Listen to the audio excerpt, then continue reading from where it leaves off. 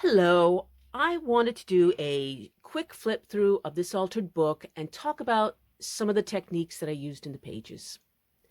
To start with, this is in an old psalm book, the Cathedral Psalter. And I rough tore this handwritten legal document, and I wanted it to kind of suggest a branch or a twig that these guys are sitting on. So, got a lot of layers on this page. I put down some text of an old magazine with some astronomy, so it's got some old celestial images. Tea bags that let you see the images underneath. Here's a fragment of a receipt. This is embossing powder with stencils, and I have a recent video about this technique.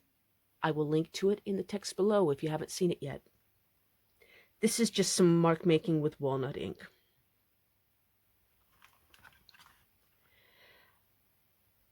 I wanted a background to pull across both sides, and here I've used some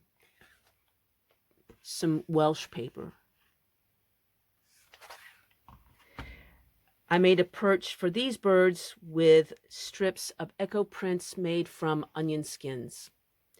And this is a hand-colored engraving that I got at a car boot sale, just like a flea market. That was a good day. I really love this layout. It may be my favorite in all of my books. Maybe. There's a handwritten receipt here that adds to the background. She's from engravings of an old art book.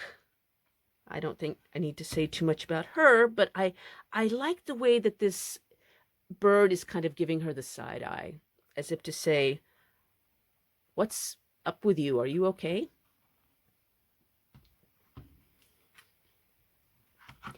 I started this page with some gesso and pulled work. I will be doing a video soon on making backgrounds with gesso that talk a little bit about how you do pulled work. Again, I've pulled the canvas together with some handwritten ledger page.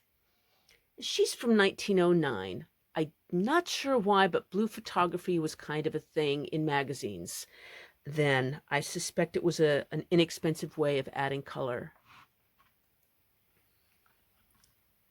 Here, again, I've used pages from this Welsh prayer book to pull the eye across both pages. And I put a little bit of sheet music here to contrast one with the sheet music that's already in the book, but also going in a clear up and down vertical direction that I kind of think anchors this guy who's going up and down and this stack of eggs that's also going up and down. And they are from an old French nature encyclopedia from 1867. I put this background down with stencils and ink pad, just standard. And then these images were from coffee table books, and he was from a museum of a brochure of a museum. So kind of a souvenir. I had a little trouble with the binding here, so I glued in some washi tape to make it hold together. I wanted to do something to anchor these wild, oversized flowers. So I made a border with these dandelions, which are from a book of wildflowers. And if you like that sort of thing in your work, I have some free downloads of wildflowers on my website. And underneath this video is a link to that, so you can go over there and get them. Finally, we have a layout with a lot of layers. It's got more of the handwritten document covered by another tea bag. And again, you can see how when you glue a tea bag down, it goes translucent and you can see what's underneath. This is a fragment of an old envelope, a frontispiece to a book that was a Sunday school present, and this guy, because who doesn't love a kangaroo?